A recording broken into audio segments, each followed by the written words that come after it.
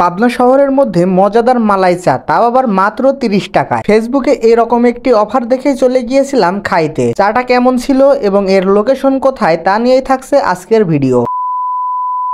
হেই everyone, আসসালামু আলাইকুম। কেমন আছেন সবাই? আশা করি আপনারা সকলেই ভালো আছেন। 2 দিন আগে ফেসবুক গ্রুপে কয়েকটি পোস্ট দেখি। আসলে সেই পোস্টের রিভিউ দেখার পরে আমরাও যাচ্ছি ট্রাই করার জন্য। এটার লোকেশন ছিল ডিগ্রি বটতলাতে। সেখানে যাওয়ার পরেই দেখতে পাই যে বেশ কয়েকটি পাতিলে দুধ জ্বালানো হচ্ছে। এই দুধের কালারটা দেখেই বোঝা যাচ্ছিল যে দুধগুলা অনেকক্ষণ জাল করা হয়েছে এবং এইখান থেকে সুন্দর স্মেলও আসছিল।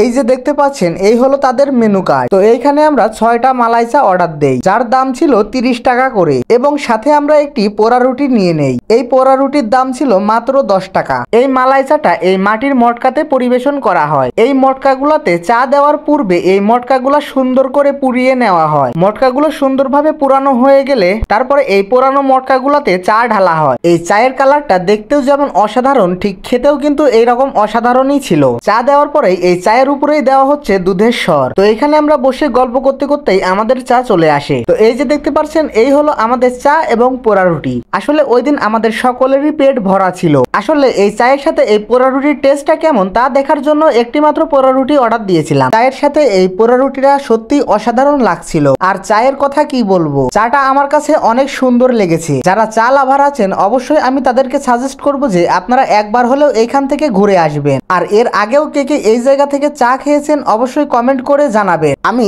আপনাদের বোঝার সাথে আবারও এই জায়গার লোকেশন বলে দিচ্ছি। এই জায়গার লোকেশন পাবনা ডিগ্রি বটতলা, আর এই শপের নাম হলো দারুচিনি। তো আজকের মতো এইখানে বিদায় নিচ্ছি। সবাই ভালো থাকবেন, সুস্থ থাকবেন। আল্লাহ হাফেজ।